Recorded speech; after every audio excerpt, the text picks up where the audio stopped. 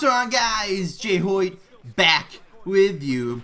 Today we're bringing you some Hut Rivals gameplay, and actually this game is super close, pretty back and forth.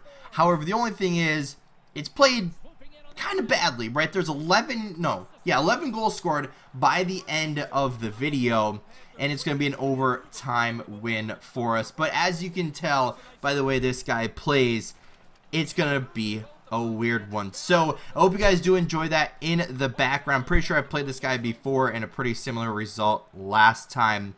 But today we wanted to talk about the sports world, right? We already know it's on hold, it's suspended, it's halted, it's temporarily, out of play. But now the big question is, with everything, I don't want to say on the decline, but with everything, starting to have talks of when can stuff resume, when can all these lockdowns stop, when can sports come back, all of that fun stuff that revolves around that conversation. What happens when the sports world comes back, right? Especially hockey, which is what I'm most familiar with. That most teams, and I do have the standings for you guys to look at as well, all of the teams have played at least 68 games. Okay, only I think it's one team has played 68, and that's the Islanders, right? But they could easily play a back-to-back or whatever, and they could get back into the swing of games and everything and kind of even it all up. So 68 through 71 games have been played so far for the entirety of the NHL. Now, there's some players that have came out and said, I would be totally fine just, skipping the rest of the regular season games and going straight to the playoffs. Well, most of those players already have a spot secured in the playoffs, so they wouldn't really care about that, right? They can just go into the playoffs and compete for the Stanley Cup. But now the bad part is, those players that aren't already locked into the playoffs have to try to fight for that spot. Now, an idea I thought of would be you come back and you get everyone to 75 games played, right? So that way you're not just jumping straight into the playoffs, and you can have players get back and kind of get the feel for everything again, almost like a little bit of a preseason, but just kind of some not exhibition games that still mean something. But you can come back, play some games, and then get into the playoffs.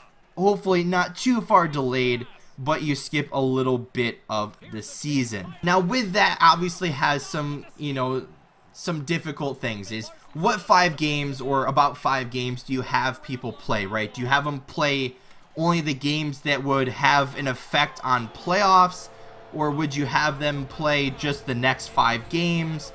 Most likely the most fair would be the next 5 games. Obviously you don't know what those would be for every single team until you actually went and looked. But I didn't go through that for the entirety of the NHL here.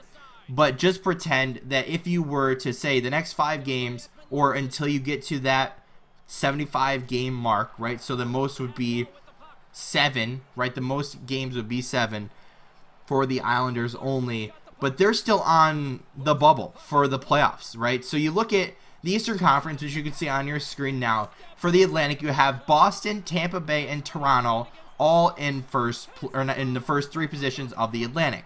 For the Metro, you have Washington, Philadelphia, and Pittsburgh all locked in there. But now you have the 2 final wild card spots, which realistically could be one of Carolina, Columbus, New York Islanders, New York Rangers, or the Florida Panthers. So you basically have like a 5-team race that could possibly get into the playoffs. So those games would be crucial for them to try to get in, and even some of those teams could possibly take a position in those top 3. So huge games would be coming up for those teams.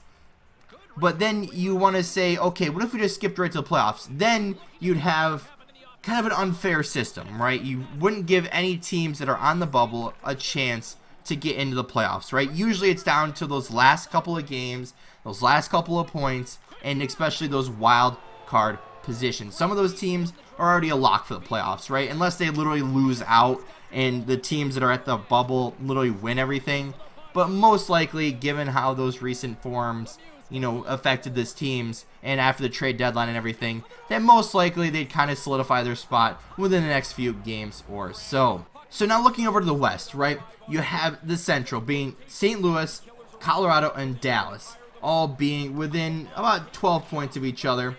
The Pacific held by Vegas, Edmonton, and Calgary, with wildcard teams. You still have a good chunk of those teams that are out of the playoffs right now on the bubble looking for that spot. So barring a bad run of form by any of those teams could put them out or into the playoffs depending on how it goes for you.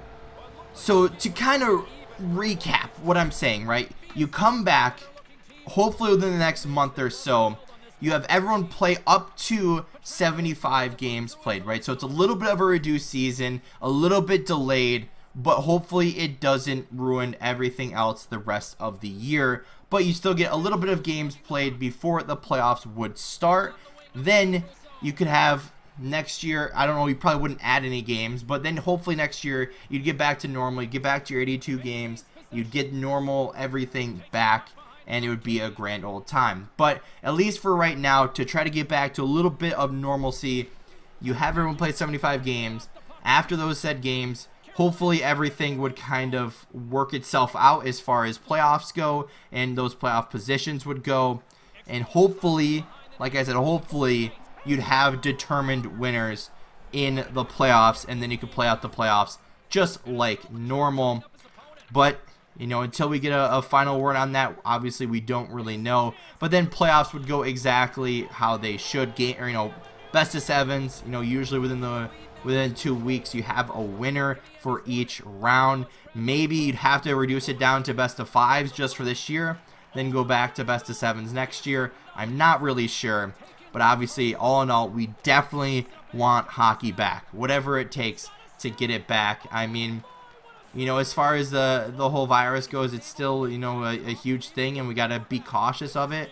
But, of course, that, people are starting to stay home and be on lockdown. It kind of sucks, because especially if you don't really have a ton to do, and, if your job or your career isn't that essential business or that essential position, that you have nothing to do, and you can only do so much stuff around your house before you get extremely bored and have nothing else better to do but just to kind of sit, eat, and just try to find something to do all the time.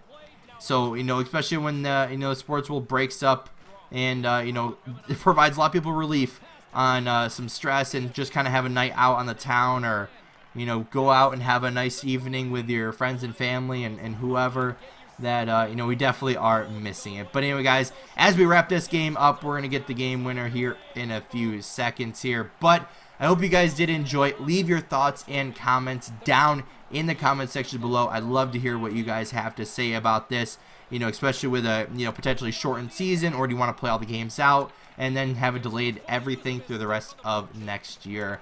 It's a very interesting topic, but I'm going to wrap this one up. If you did enjoy, hit the like button down below. If you haven't already, hit the subscribe button. And as always, guys, we'll see you next time.